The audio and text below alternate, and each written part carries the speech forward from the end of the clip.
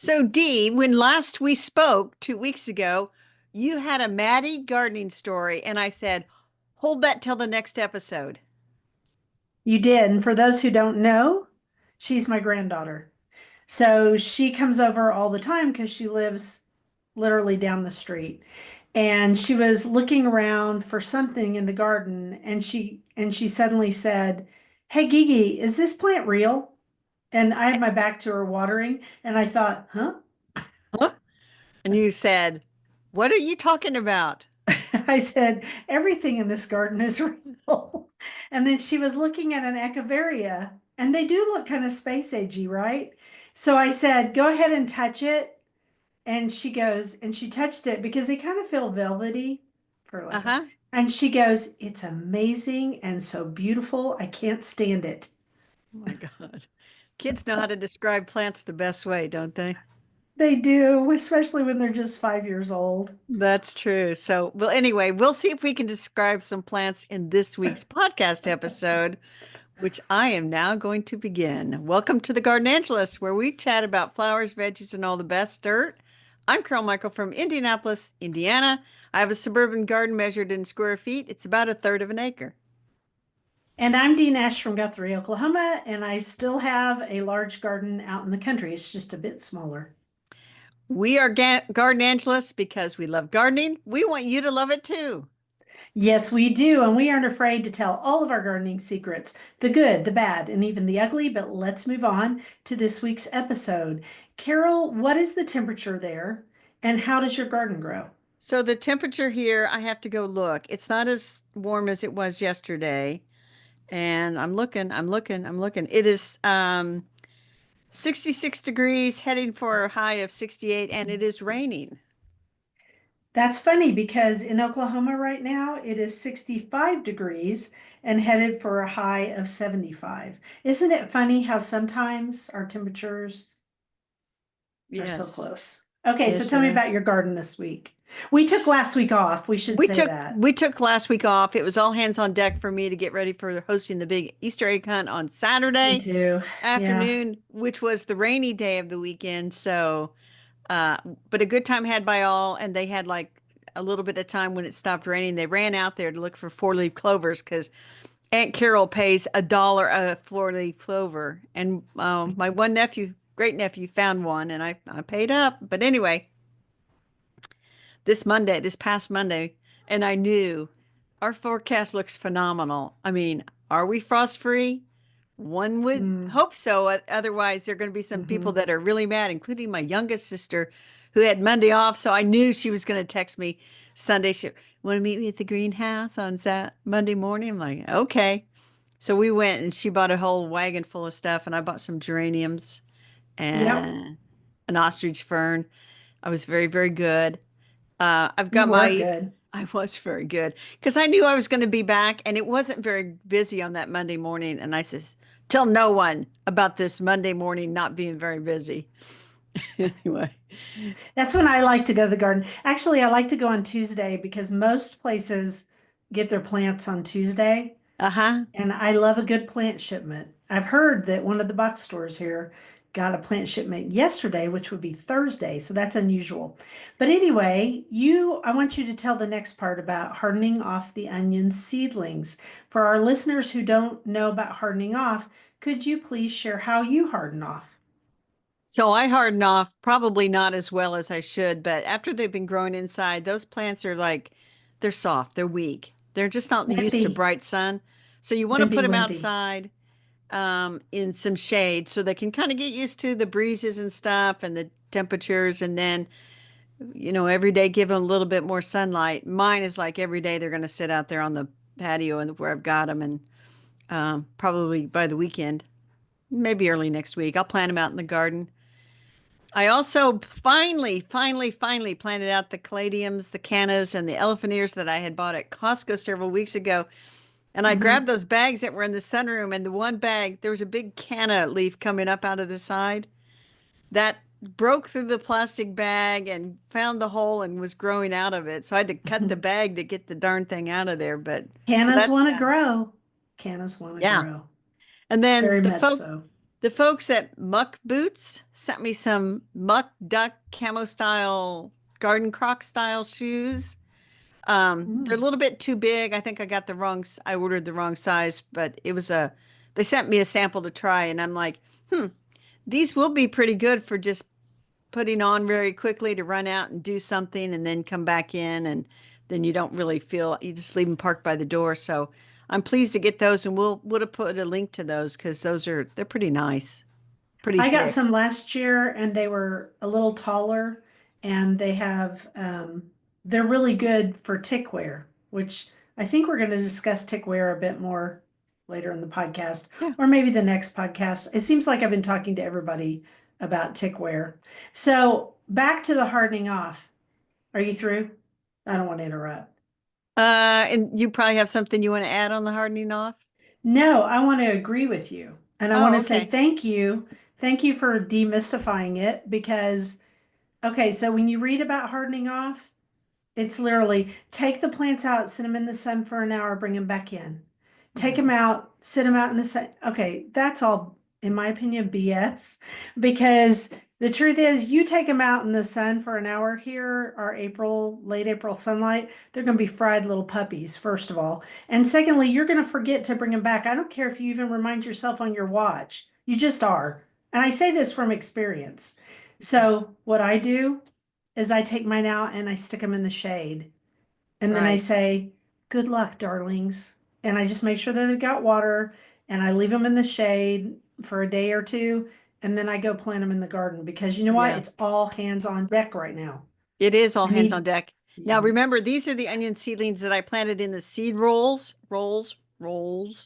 So Yes, they're actually I'm very pleased with this method it's a of good method. growing them. So I'll be interested to see how they make it out in the garden. And I planted them a month ago. And mine are doing great. They're just chugging along and they'll eventually make onions. It just There takes a you go. long time when you grow them from seed, That's but you get true. really good onions. So there's that. And is there anything else you wanted to say? No, I want to hear about what you've done. Probably just I sitting did, around eating bonbons and reading books yeah, and totally. Eating oat milk ice cream. That's what I'm doing. Um, okay, so I don't know what all I did this week. I worked so hard and I told Michelle not to come because it's been so wet and it's just complicated. And it was great to be out there all by myself because I can just putter and do what I want to and I don't have to supervise someone. And while I appreciate the help, it's nice to be out there by myself. So I planted almost everything from Bustani Plant Farm and Big Creek Nursery. Um, you're gonna laugh at this part. So I bought a rose called the True Gratitude Rose, and really, what's funny, the reason I bought it is I wanted a ping limb rose because he's a very famous hybridizer and he's really good at hybridizing things you don't have to take a lot of care of, right? right? Just the standard care, not the extra care. And I thought, oh, true gratitude, because that's really how I feel since I've been on Zolair. I feel true Uh-huh. gratitude to God Right? because I can get out and do things now and I'm not so inflamed all the time. And then I bring it home and I look on the tag and it's a climber. I actually looked it up online first and I was like, you bought a climbing rose, you have nowhere to put a climbing rose. Okay. So I actually stuck it at the end of one of my Vago beds. Yeah. It's over closest to the house. It's really not the best for a vegetable garden because it gets a little more shade than I'd love for it to get. And that climber will just climb out of there. And then I had to laugh at myself because I am putting flowers in vegetable gardens yet again. This is what I always do. Always. Well, yes, because and I just laugh because I'm if I had like all the time in the world, I Hmm. would say 50% of our podcast episodes you are like, I bought a rose. Yeah.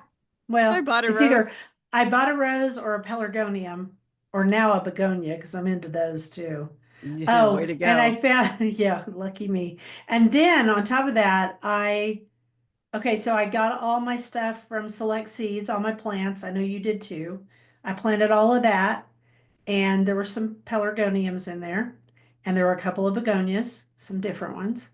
And then what else did I do? Oh, I planted around my Marion garden. you know, my Mary, my statue, Yeah. and I did a little video on it. So that's on Instagram. We'll link to it. And yeah, it's just been busy, man. Really busy. Yeah. And I feel like I was busy getting ready for Easter leading up to Easter because I had to fit 32 Me people too. in my house with Hmm. chairs and tables, and it's I've kind of done that. It's crazy. really hard. Yeah, And then it's a it's lot of like work. I've been like resetting this week, resetting and getting ready to for the next big push. And it's like I'm happy. I think it's fuss free, but it's like, okay, everybody calm down. I haven't got my stuff yet at the greenhouse, so Yeah, because you got to decide on those tomatoes. So no, I I'm got still, tomato seedlings. They're doing great. I know, but you got to decide whether you're going to put them, when you're going to put them outside. Oh yeah, yeah, yeah. Yeah, not for a long time. So mine are outside, except some, because I've got a few inside that I haven't put out yet, and they've got to be done. So it's that time for me, I'm just a little bit ahead of you, and it's that time of year where it's like I got to get everything in the ground as soon as possible before this rain stops, because it's going to stop. And right So now the sun is out, so it's go time at my house. so let's just like simmer down. We're starting to get Simmer, ourselves simmer. hyperventilating with everything we have to do. Let's play favorites. Okay, you go first and then I'll go. So my favorite, and I've put like three things on there and I've taken them off. So I'm gonna say it's the tulips in the back garden in the perennial beds because they've been coming up here and there, and there's not much other color, and they are repeat bloomers as far as they have come back for multiple years. And I thought, it looks Mhm. pretty nice to see those out there. And there's some double flowering ones. I think I'm gonna give a shout out to those tulips. Good for you. I love tulips. And I've decided as I was planting the Marion garden with the summer stuff, I've Uh-huh. decided that I'm going to buy pink and black tulips again to put around Mary because that was the prettiest display I ever did. And it was, oh gosh, I'll have to think of what the pink petunia was. Probably Pink Impression because that's one of the really strong pink ones. And I put in it's a black tulip that is a double, which I would be able to think of if I wasn't trying. If I wasn't looking at my favorite, would you like to hear? I can see, and I would like to hear exactly what this is. This is honey petunias. It's a super tunia, which means you can't grow it from seed because it would be a proven winners hybrid. And here's the thing about Supertunia honey. It's not a Vista Supertunia, so it doesn't spread a whole lot. I'm going to link to it so you can go over there and look. All right, so there it is, pretty little thing. And on top of that, but here's, it's not, it's not as easily found as it, well, okay, I don't think it was ever easily found. It is a fan favorite in Oklahoma because it can handle the heat for a long time. It does spread a little, but it's the color. It changes color as it grows. It It's looks beautiful. pinks and yellows and peaches. And it was so pretty night before last that I made Bill come outside and look at it. And Bill still has a walker. And I said, "You've just got to see the honey petunias." Well, Bill doesn't know those from Adam, but yeah, whatever. we'll put a picture of yours on the newsletter and put a link, and then everybody can drive themselves crazy trying to find honey petunias, like I will Yeah. probably do. I found them at Davison's nursery, just to let people know. Sometimes they're at Westlake Hardware, but not always. All right, so let's go to our questions. We have several, don't we, We have of the three we're going week? to answer today. We're going to have Okay, three. I'm going to ask the first one because you're going to answer it. Yes. Okay. Hi, ladies. I recently purchased a Duranta and a Lantana. This is only remarkable because both of them have been trained in topiary form, which that does work really well, by the way. They are awfully cute. Yes, they are. My question is, does the topiarization, I love that word, of these plants change their normal care and maintenance? I'm an 8B, so lantana comes back from the roots for me quite frequently. I guess if this one does that, it won't be a topiary anymore. Looking forward to a tickling topiary time in the garden. God bless. From Tuscaloosa, Alabama. That was the cutest question ever. That is, and she is absolutely correct. If those plants are only root hardy, and I don't even think the Duranta would be root hardy, I think it's more tropical. But if they come back from the roots, they are not coming back as pretty little topiaries. So that may or may not be okay with her. Those topiaries, they take a lot of time and pruning, and that's why they are more expensive when you go to buy them. So enjoy them. I'd say enjoy them both as annuals. Slim possibility, depending on what kind of a house you have, that you could take them inside and overwinter them. But that's, as we like to You could say, that, try it in a sunroom or yeah, a west facing window. You yeah, could try it. I yeah, don't know. I mean, truthfully, I've I know, for example, at the OSU Botanical Garden back when Steve Owens was on Oklahoma Gardening, he created a topiary form of lantana, and that thing was in the garden. I actually have a picture of it, and I'll see if I know where it is. I'll find it for the newsletter. That thing, he kept it alive for years. He may still have it. And it was really beautiful in the garden. He would underplant it. So the point of this is he would dig it up every year and take it into the greenhouse. So if you have a yes. greenhouse, that would work. And then he'd bring it back out. And sometimes it was in a pot, sometimes it was in ground. He a lot of times would underplant it with it was a new gold, so it was yellow. And he'd underplant it with blue days, which is evolvus. I mean, he did some really great things.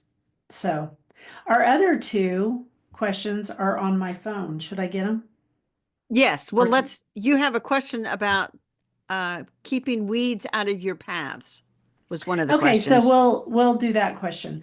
Um, I have weeds in my paths. People think I don't have weeds in my paths because maybe they don't see them, but yeah, I definitely have weeds in my paths. So I can't keep them completely out.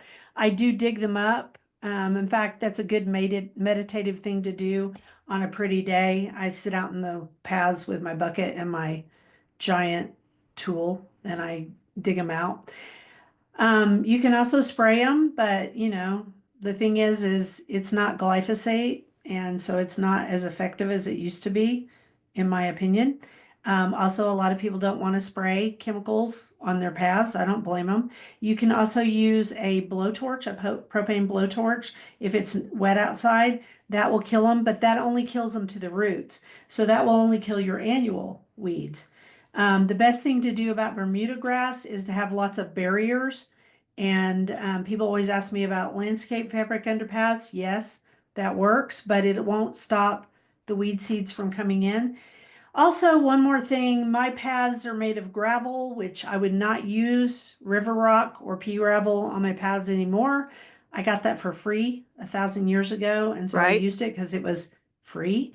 I would use decomposed granite. It does not sprout weeds as quickly as my stuff does. So that's everything I know about weeds and paths. I would add to that, Dee, do not use the blowtorch thing if you have mulch in your paths instead of rocks. You'll just Oh my catch God, them on no. fire. Don't be doing stuff like that. Don't think you're just going to stamp it out. Don't be doing that.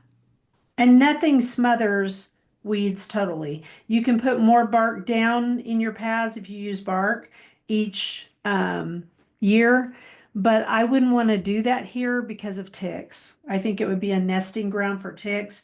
And one of the places I feel safest in my garden is on the rock paths or the brick paths because ticks don't really like hot surfaces.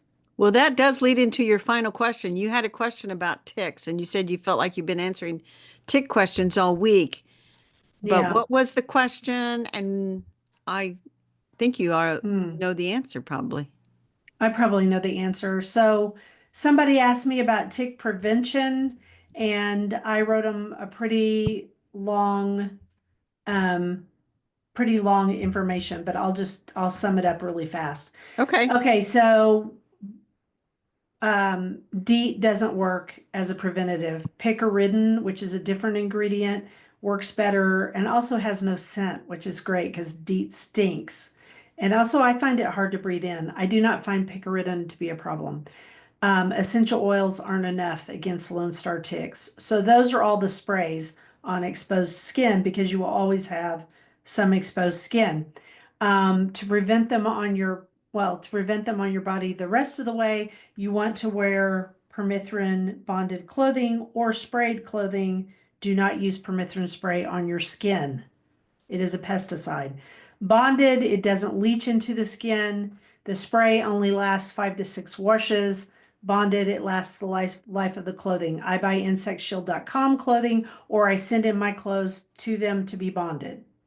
Um, I have an affiliate code. It's DNASH all one word. It's in the bottom of our notes and it's in the Substack, bottom of the Substack. For your property, quickly. There's a lot of stuff online about putting up barriers of wood mulch, and that seems to work better with black-legged ticks. They really don't have a lot of information out there about Lone Star ticks. Almost, if you live in the woods, which I just had a client yesterday who was in the woods, I wore my Right. full tick clothing out there and cautioned her because she had on flip-flops. I was like, I used to garden in flip-flops. Don't do that. It's not good for your feet anyway. But No. Bill actually had a tick on his toe this week. Yeah, So that's what you said. You'd sent me a text or something. We were talking. yeah, they're out there. And so you need to be careful, especially if you live in wooded areas. Um, I hate to bring up pesticides, but here's my attitude about it. I hate pesticides, but if you're going to use them, I would hire a professional company I would definitely hire a professional company as well. because they spray less, they lay down fewer granules, they know the application rate. You get on a program and they'll come out 4 times a year, and Right. they know the hatching rates, which is what Right. they're trying to prevent. So if you decide to use pesticides, there's that. One more thing. Lone Star ticks are not like black-legged ticks or dog ticks. They're just not. Although we did get new information that other ticks spread alpha-gal too. Yeah, That's this is new. just delightful to know. It's just delightful. But Lone Star ticks lay thousands and thousands of eggs.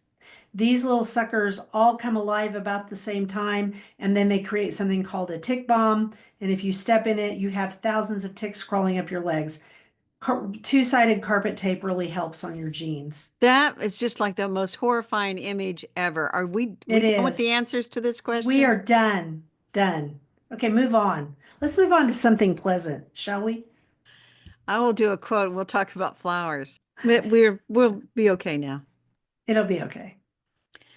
Believe there is a great power silently working all things for good. Behave yourself and never mind the rest. Beatrix Potter. That's an interesting quote. Yeah, especially after that tick discussion. Okay, yeah, I don't know what the good Lord was thinking about ticks, but whatever. Okay, so flowers. G is for, Yeah, we're on the letter G now. Geraniums. which is pelargoniums, and their cousins, which are Yes, and perennial. yeah. So we're really just going to talk about geraniums, the pelargoniums, right? Yes, So we're kind of treating on the letter I'm G. But doing the anyway, pelargonium dance. I didn't know there was a pelargonium dance, but There is. we're going to link to some blog posts that you have about pelargoniums. And then I um, love them.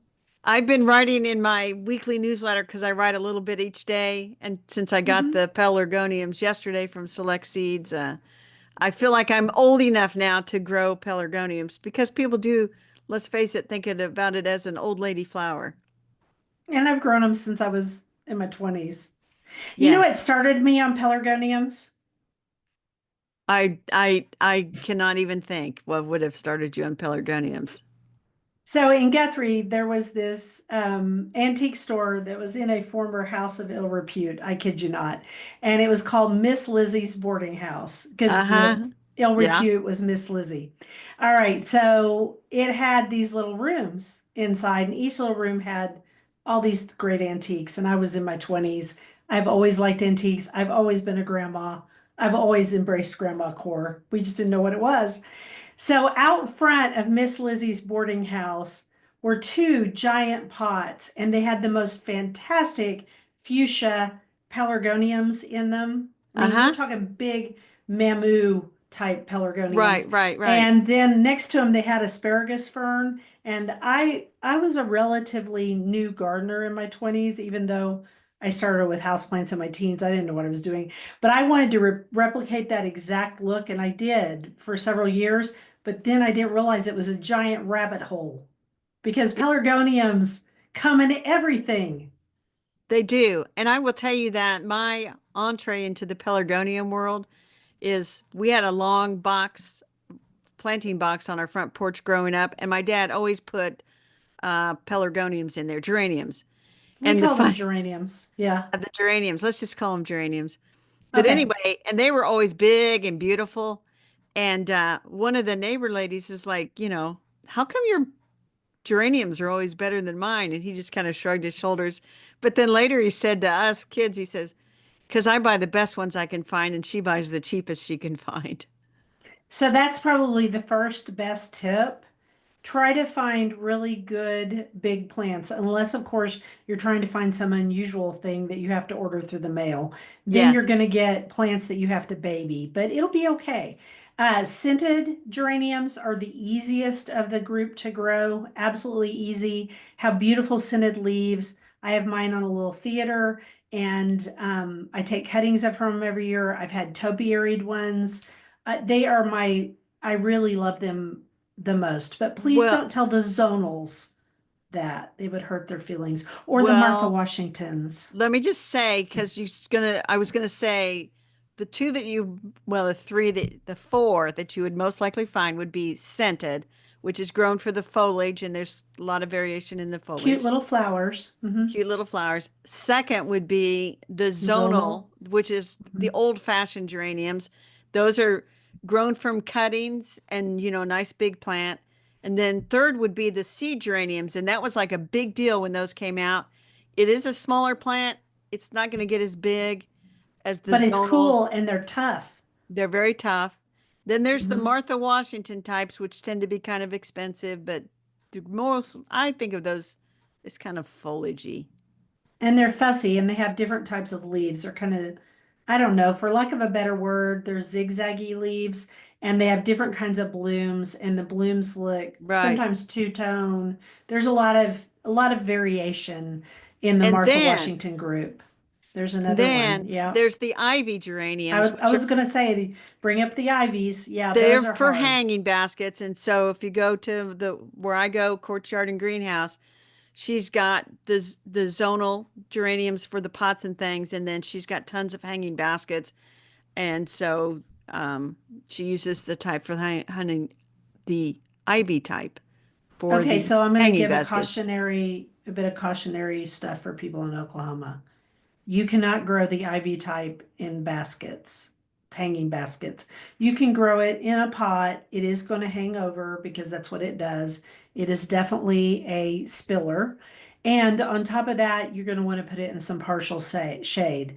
They don't like to get too hot, and they are so beautiful. And then also the Martha Washingtons, again, partial shade. And on top of that, I mean, they just are fussy little wheat turkeys.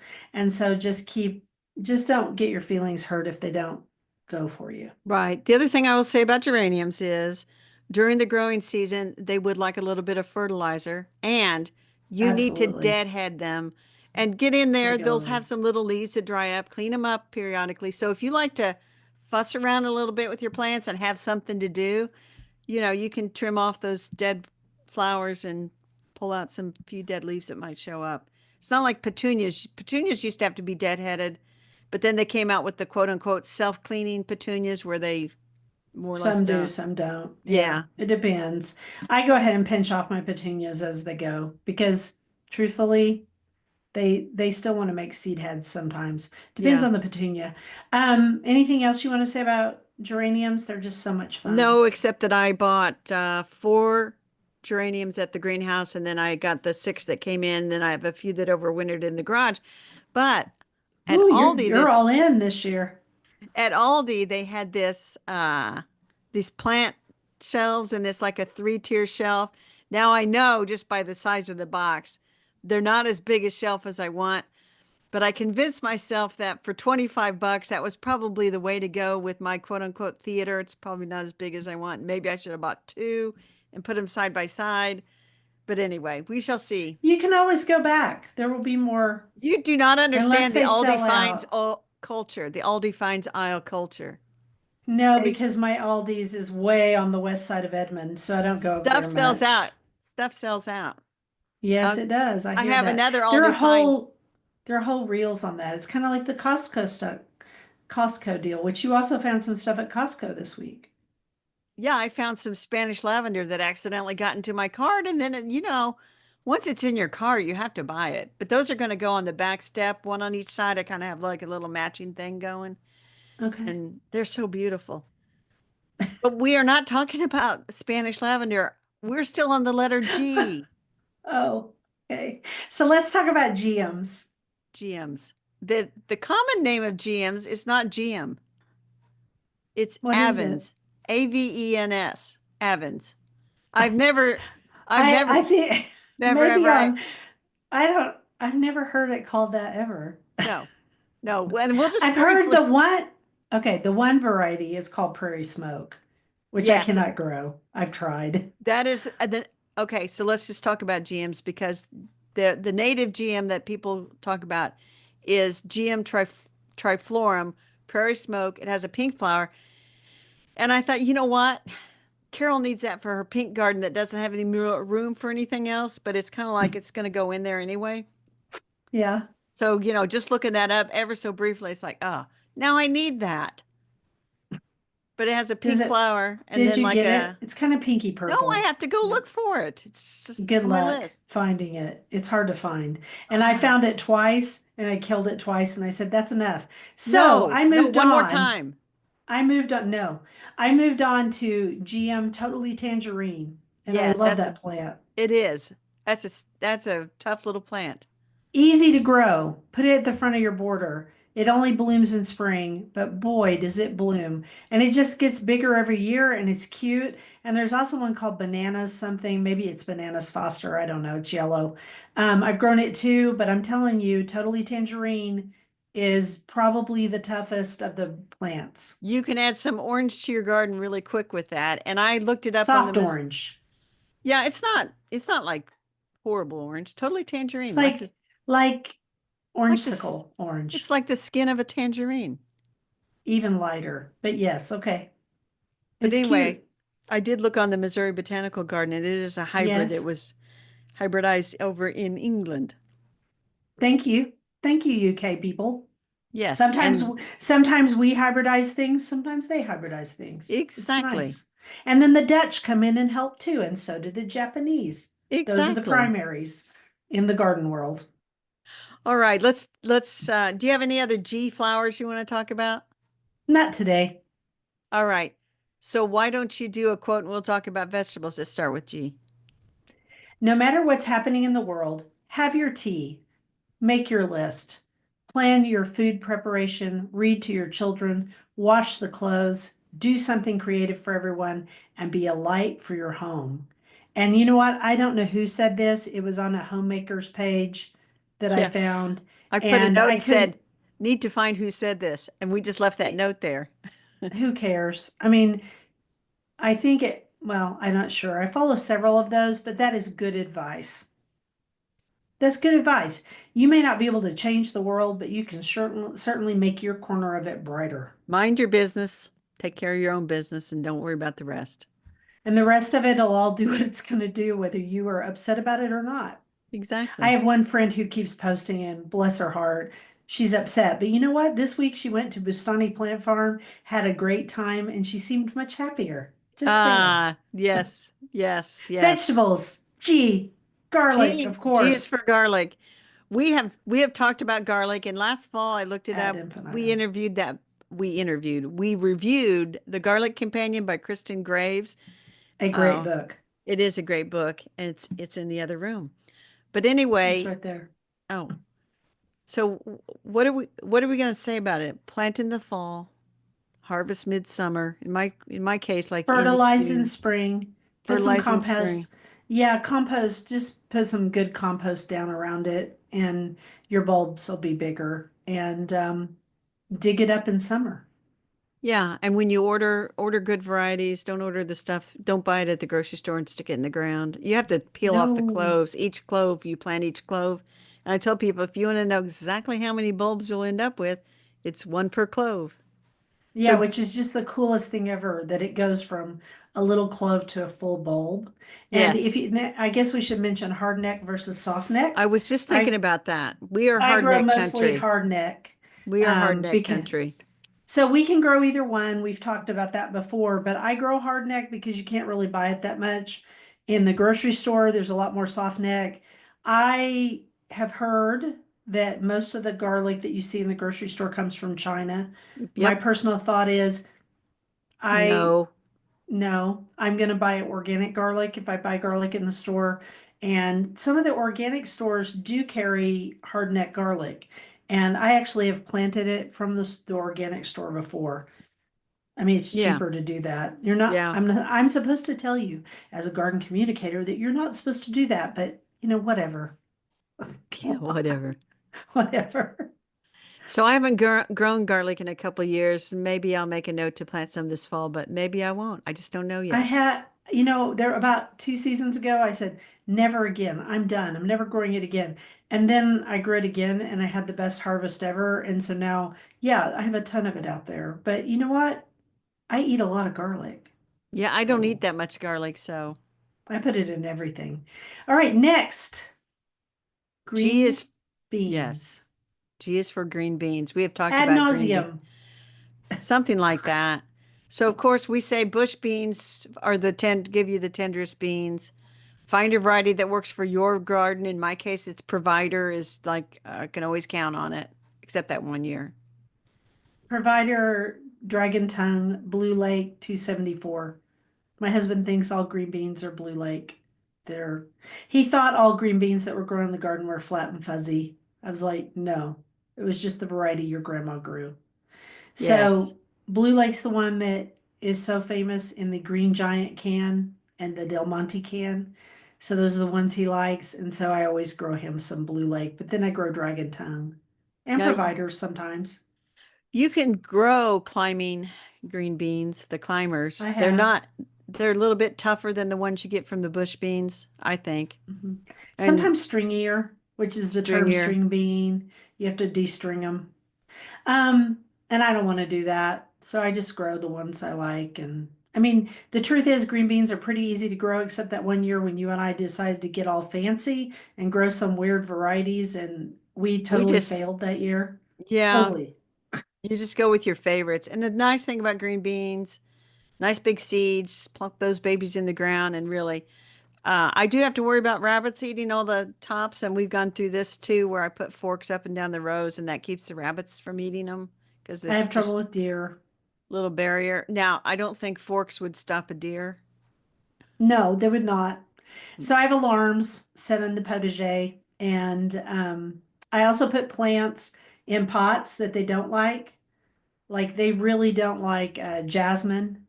So I have a big tall jasmine that's in a pot, and I stick it at one end, and I stick chairs, and I mean I've got stuff stuck all around that potager. But you know what? Whatever, it works. And the deer the deer are going to be deer. I hate them. Oh And there's a dear. new, oh yeah, oh dear. Carmen Johnston had a new repellent out there that I need to look up. I can't use it because I looked up the ingredients and it's got blood meal in it and some other Right. stuff, but it looked organic, which would be great in your vegetable garden. And she said it really works in her pots and she reapplies it every 45 days. So that's pretty good. Yeah, that's not And very often. you could also use netting.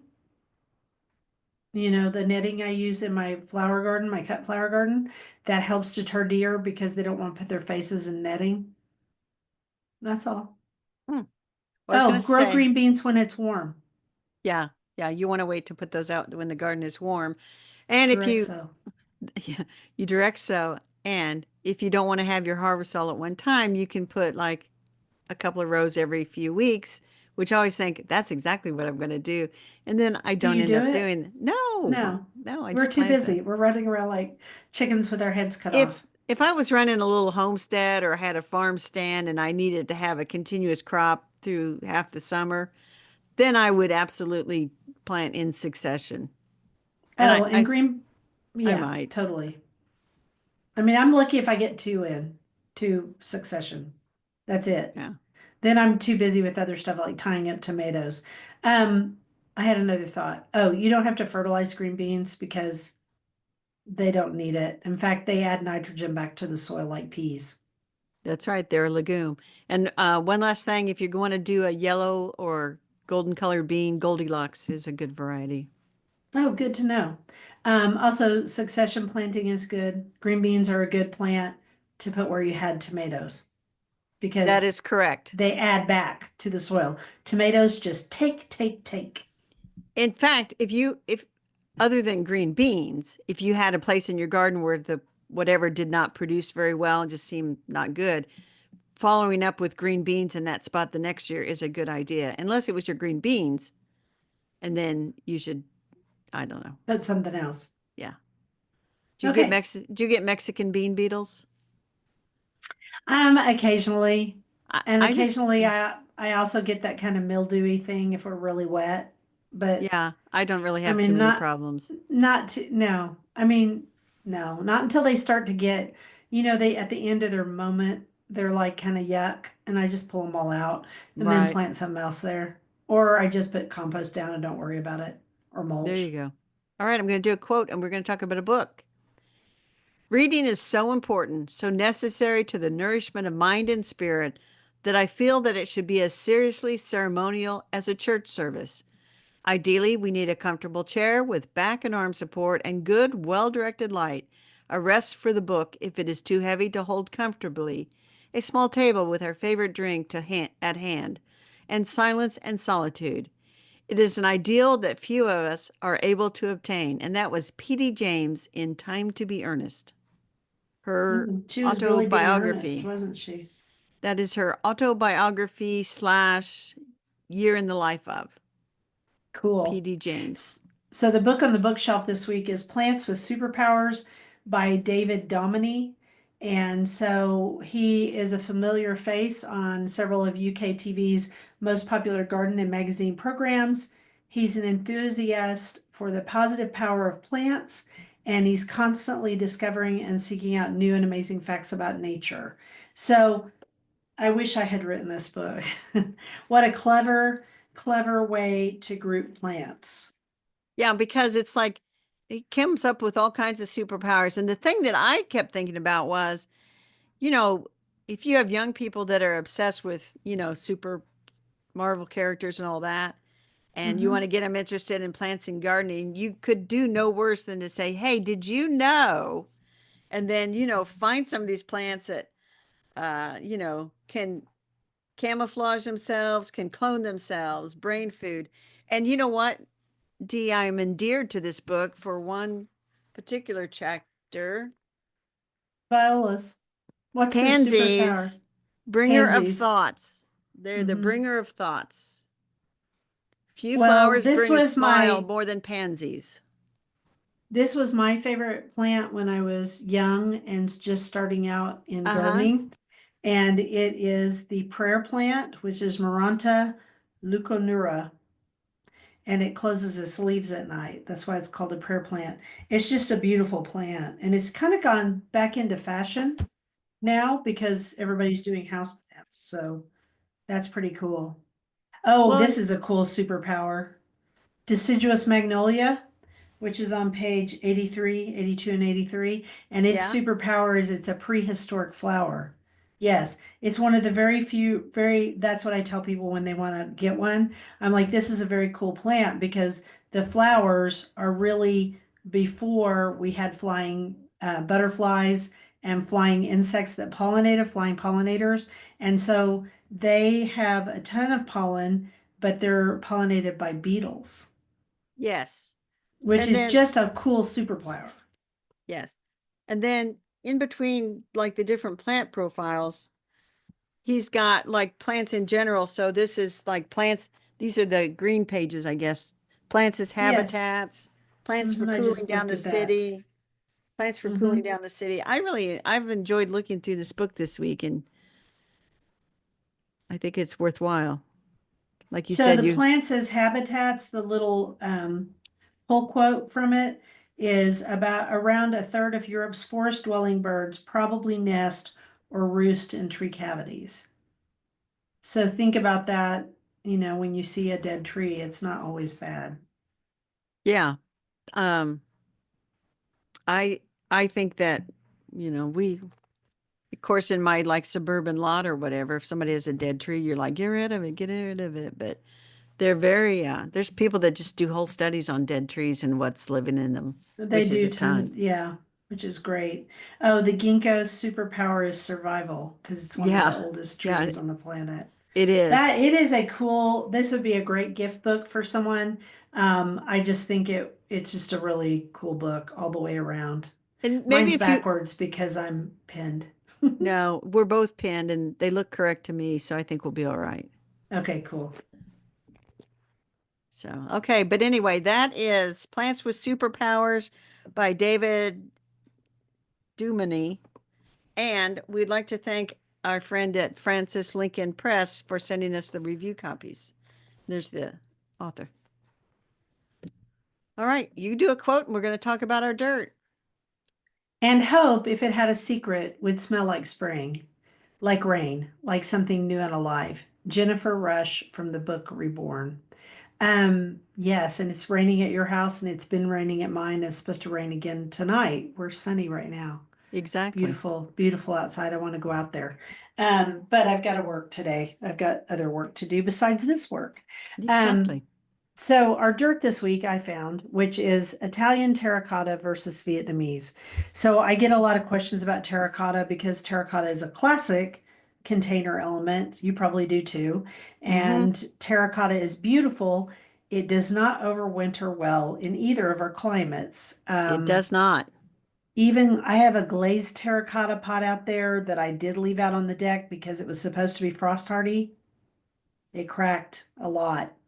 But the best terracotta in the world is either from Vietnam or it's from Italy. So when you're looking for terracotta, if you want really good hard terracotta, it's not from Mexico. And the reason for this is that the terracotta in Vietnam, the clay that they use is some of the hardest um, substance on earth. It's considered the very best clay. And some of my pot feet for my pots is from this Vietnamese clay. I don't have any Vietnamese pots. They haven't really made it here to Oklahoma yet. You see mostly Mexican, bring those indoors, and you see Italian, and you see who knows. Italian is also really hard. It comes from really good clay and it's fired a long time. So that's why they're both really good.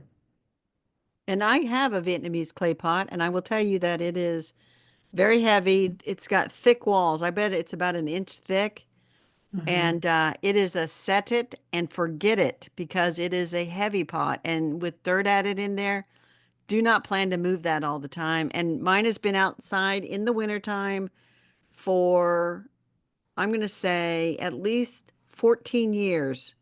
And So it's it is still, frost proof. oh, it's very frost proof. It's out by my light. And if I remember, I'll take a picture.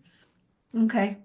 And so we're going to link to some stuff in the newsletter of two different, that one's on Vietnamese pots and one is from Deborah Silver, who's a very famous landscaper, landscape designer, and she has one on Italian terracotta. I have a lot of Italian and it's good. It's a really good quality. I still bring it inside because they're expensive. And so I don't want to leave them out there. Exactly. One thing I wish we could find more of at the garden stores is zinc. Zinc pots are lightweight and they're extremely cold hardy, but they're you have to order them online. Like Terrain has them, but we don't have a Terrain in Oklahoma. Do you have a Terrain in Indianapolis? No, we don't have such fanciness. No. Terrain is so fancy. So, so fancy and so expensive, but so fun. All right, so do another quote and we'll go down our rabbit holes. Ideas are always disturbing, especially new ideas. Most normal, charming, intelligent adults have learned to leave their minds alone and so are immune to new ideas. But not gardeners. These unfortunates are susceptible to every new idea carried by the wings of chance. And that is by Josephine Noose. And You she snuck wrote, that one in on me. That's really funny. I did because I realized that the quote we had there was a repeat. And I thought, Ah, I was looking at the Lost Lady stuff to do my presentation this earlier this week to the Herb mm-hmm. Society, and that is just a hilarious quote. It's so true. All it takes is somebody saying, "Look at this new," and we go, "Oh." Run over there, Over here. No, over there. Uh, especially this time of year. All right, I'll do my rabbit hole first. Where's yours? Okay, I see it. Okay, so I was looking for pot feet for my pots. You can find a lot of them on Etsy, and I found on Etsy a potter, and I was also doing the dirt. I was finding information for dirt. So I was all about terracotta last week. You can find both glazed pot feet and terracotta pot feet and metal pot feet for that matter on Etsy pretty well. Um, Really cute ones. I bought some frogs. They're really cute. nice. And they're from Vietnam, so I'll take a picture of them. But while I was doing that, I also found a potter in Georgia who makes terracotta from Georgia clay, and her two pots are arriving at my house today. And I was going to put two of my new pelargoniums in them. Unfortunately, those came before the pots came, so those went into different pots, and I'm actually going to put a succulent in one of them. Then I also found a series of talks that P. Allen Smith did that are on YouTube, and they're so good. And I read the first one, watched the first one on peonies. And as you know, I know Alan and I really, really like him. I think he's a very nice man. And I've been to his place many times and got to go as a blogger twice, and that was fun. And it was just fun to see him, and it was fun to see his information. Yeah. He had a group of people there from somewhere, and he's always wanting to impart information. He's an encyclopedia of gardening information. And so he was talking about peonies, and I think I even learned something new, which I thought I knew everything about herbaceous. That's interesting. And I haven't seen any of P. Allen Smith stuff for a long, long time. And so it's like, and I sometimes wonder if people have stopped posting or if the algorithm has just decided enough, Carol, you don't need to see any more of that. I just never know. I think he's doing some different things right now because I went and looked him up to see because that sent me down Uh-huh. a rabbit hole. And I had heard that Moss Mountain Farm wasn't in as good a shape as it had been in past years. I don't know if that's true this year or not.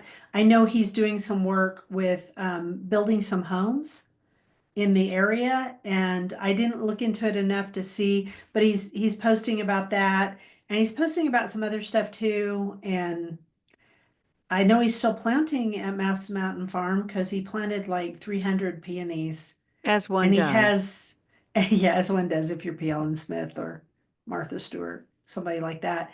But he also planted, he has Daffodil Hill, and Uh-huh. there's thousands of daffodils. So it was And just very enjoyable in the yeah. morning from Doesn't someone he who's have, in Arkansas. doesn't he have heritage chicken varieties too? Different breeds Oh, of chickens? not, the poultry, I can't remember what he used to call it, but it was his heritage poultry yard that was so beautiful. It burned down in 2023, burned to the ground, and he lost all of his chickens. Oh, that's I have terrible. heard, well, yeah, it is terrible because he had some breeds that he was reintroducing, and he's a big part of that heritage poultry group. So I know that he was getting more chickens. I don't know what happened with that. I haven't talked to him lately. It's not like we're buddies. I mean, I just know him. Every once in Okay. a while he'll message me on Facebook. Very, very seldom. And he promotes my stuff, which is very nice of him. That is very nice of him. So down in my rabbit hole, so after I talked to the Herb Society of America, I might have accidentally joined the Herb Society of America. Yes, you're looking at the newest Of member of the Herb Society of America. course you are. But I would behind have their, too. yeah, but behind the paywall on their website for members, they've got a couple of garden clubs, book clubs that you Hmm. can join, and I might join into like one or two of the book clubs. So that's kind of fun. And then When will you have the time? But just okay. just stop it. I looked at some of the books I'd already read, so I could just pop in. I'm like, oh, I already read that. I'm part of a book club and I've read three of the books we've read this year. Thank God. Okay. No, I mean, I'd already read them. Yeah. So I went looking for one Lost Lady of Garden Writing because somebody asked me about Helen Morgenthau Fox. So I went looking for her, and then I remembered that she's the one who came up with this library display in 1927 at the New York Public Library, and they had listed like 600 garden books. So of course, and I remembered that, and I've got it bookmarked, and I kept reading this list of 600 garden books, and I found a garden writer from like 1926, Hmm. and it's actually sisters. I found sisters that Oh, write. wow. Wow. There So you go. that's Sorry, I'm distracted because there's two male cardinals right outside the window, and they're uh-huh. having a big argument about something. They haven't flown at each other yet, but they're making these little noises I've never heard cardinals make. And one of them keeps fluffing his feathers, and the other Yeah. one will fly away, and then it comes right back and fusses at it some more. Like, okay, you Well, too. that reminds me that before Easter, there was a robin that was trying to build a nest on top of the light by the back door. And Yeah, then on that Saturday, that door was open as they because do. it was so hot in the house. We just opened the door. And so I think that robin got really irritated because, couldn't build its nest anymore. And I don't think it's tried to anymore. Well, it moved somewhere else. It said, So. this doesn't look like a good location after all.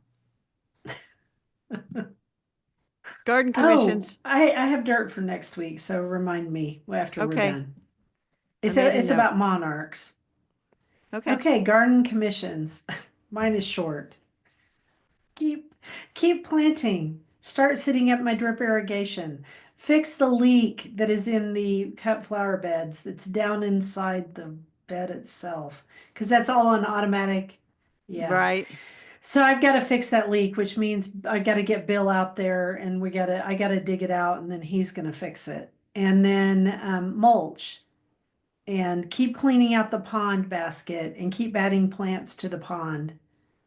But by the way, in the pond, happily, they're the water lilies, the ones that Uh-huh. are hardy. They've come up and I have finally created the conditions that they like. Because water Cool. lilies should cover part of your pond. Well, water lilies don't like movement in the water.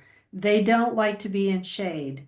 They're prissy little girls. And so I found them their own little prissy spot, cut back part of the branch. I mean, I think I've finally made those little darlings happy. Feed the fish. That's the other Good. thing. Good. That's all. You? I thought I'd just sit around and read for the next week or so and Nice just take it try. easy. Actually, it is turned it I need to get out all the flower seeds and get started on the flower seeds. Some of those need to get started early. I got to keep the tomatoes and peppers going. They're doing great. Plant out the onions. Weed, weed, weed, mow, mow, mow. I still haven't mowed in back because I want the crocus foliage to really ripen. And I was out there this morning before the rain. And I thought, I really do need to mow this now or it's going to be trouble.